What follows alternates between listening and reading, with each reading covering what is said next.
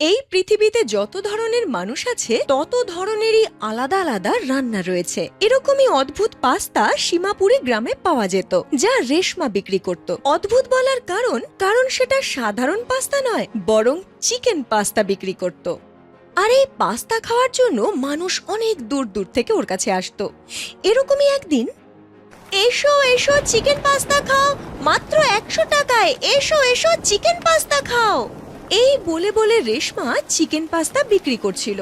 তখনই হঠাৎ বৃষ্টি শুরু হয়, আর তার ছোট ভাই রাজু ভিজতে ভিজতে তার কাছে আসে আর তাকে বলে, নাও দিদি, আমি তোমার খাবার নিয়ে এসেছি। তুমি এবার চট করে খাবারটা খেয়ে নাও, আমি বরং তোমার দোকান সামলাই।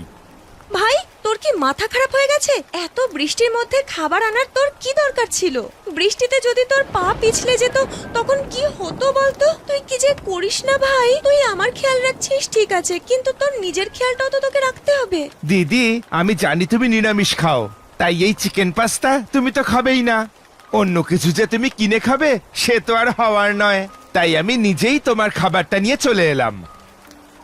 ভাই আমার, ভগবান আমাকে তোর মতো ভাই দিয়েছে, আমি খুব খুশি।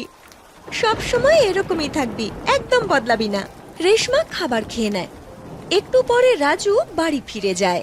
তারপর তার ঠেলার সামনে পাস্তা খাওয়ার জন্য লোকের ভিড় লেগে যায়। তার প্রথম গ্রাহক বলে, বলছি কি দিদি, আপনি আমাকে আরো 1 প্লেট চিকেন পাস্তা দিয়ে দিন।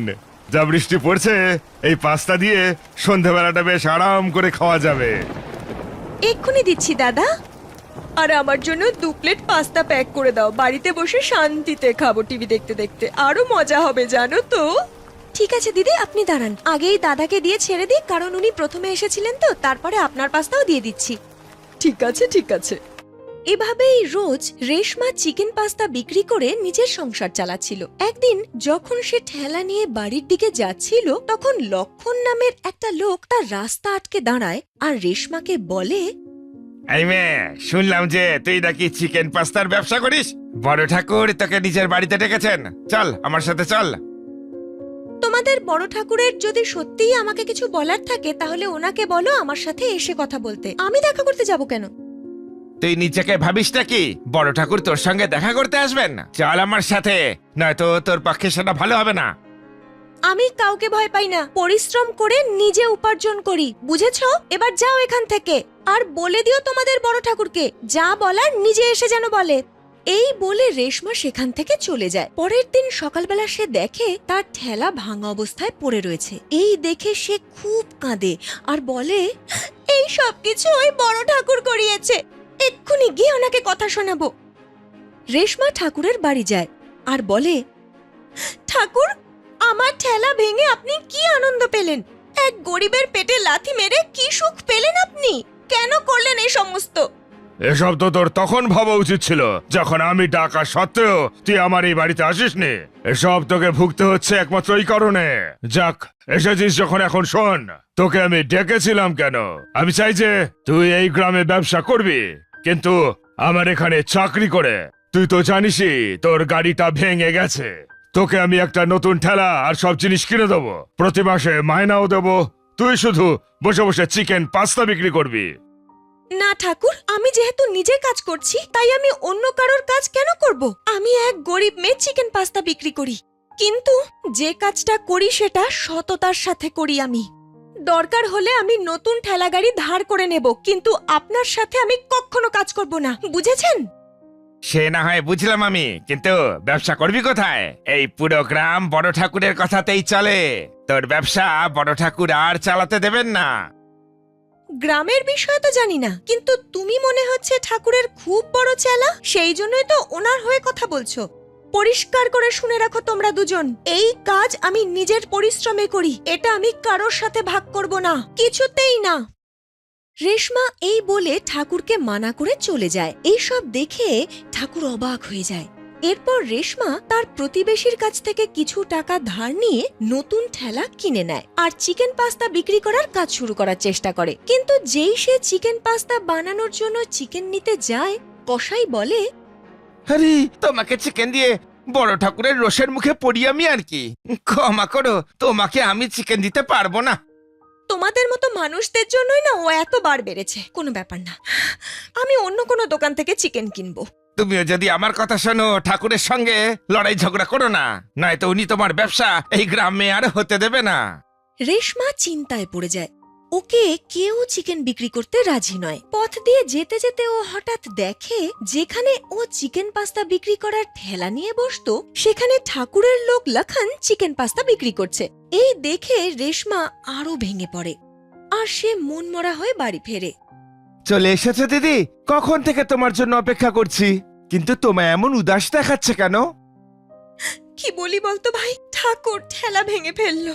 অনেক কষ্টে ধার করে নতুন ঠেলা কিনলাম, কিন্তু এখন ঠাকুরের লোক গ্রামে চিকেন পাস্তা বিক্রি করছে, তাও 80 টাকায়। আমি 100 টাকায় বিক্রি করতাম। জানিস ভাই, গ্রামের কেউ আমাকে চিকেন পাস্তার জন্য চিকেন বিক্রি করতে রাজিই নয়। সবাই ঠাকুরের লোক। কিচ্ছু বুঝতে পারছি না আমি কি করব। তাতে কি হয়েছে, বেচতে দাও। তোমার হাতের মতন সুস্বাদু তো আর হবে না। সবাই তোমার কাছেই চিকেন পাস্তা খেতে আসবে। দেখো তুমি, যাও হাত মুখ ধুয়ে এসো। আমি তোমার জন্য আর চিকেন পাস্তাই বানিয়েছি। তোর মাথা খারাপ হয়ে গেছে ভাই, তুই তো জানিস আমি চিকেন খাই না, তাও তুই এরকম কথা বলছিস। হ্যাঁ, আরে বাবা, তুমি হাত মুখ ধুয়ে এসো, আমি সব বলছি তোমায়।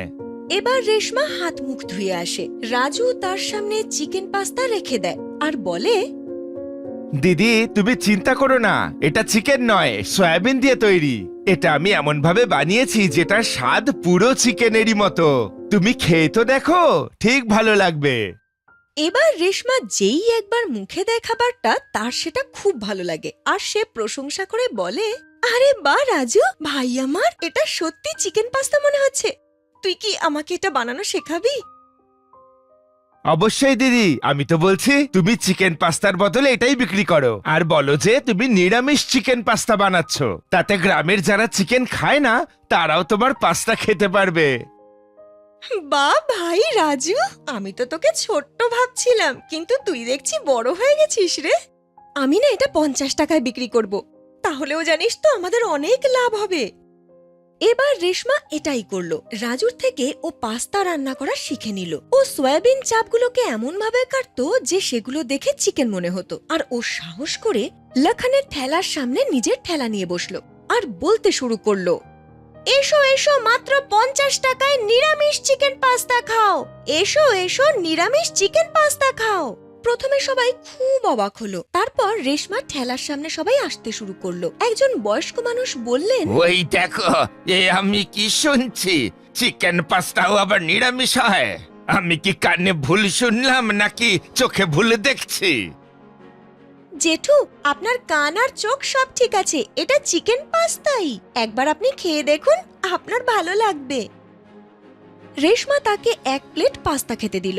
তাকে খেতে দেখে আরো অনেকে সেখানে এসে দাঁড়িয়ে পড়ল। সবার এই নিরামিষ চিকেন পাস্তা খুব ভালো লাগলো। স্বীকার করতেই হচ্ছে, কি ভালো পাস্তা বানান আপনি। শুনলাম যে ঠাকুর নাকি আপনাকে কোথা থেকে চিকেন কিনতে দিচ্ছে না। তোমার সাহস আছে বলতে হবে। দাদা, চেষ্টা করলে সব পারা যায়, আমি তো শুধু চেষ্টা করেছি।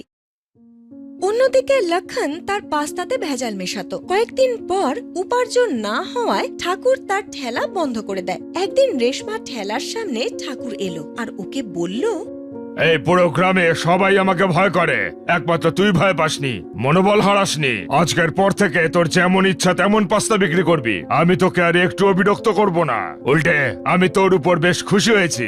আরে রে ধর, তোর যে গাড়িটা আমি ভেঙেছিলাম, এটা হলো তার ক্ষতিপূরণ। আমি আপনাকে তখনই ক্ষমা করব যখন আপনি আমার রান্না করা এই নিরামিষ চিকেন পাস্তা খেয়ে দেখবেন। রেশমা ঠাকুরকে 1 প্লেট চিকেন পাস্তা খেতে দিল।